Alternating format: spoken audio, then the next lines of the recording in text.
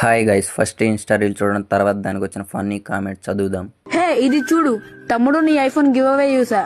నాకు ఒక ఐఫోన్ కావాలి స్టడీస్ కోసం, ప్లీజ్.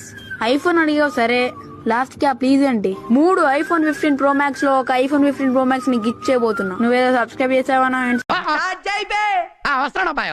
గుద్దలో తంతే గద్దలా ఎగురుతావు. హలో గుద్దలో పెడతాను కొడక గుద్దలో తంతే గద్దలో ఎగురుతావు మాట్లాడుతున్నా.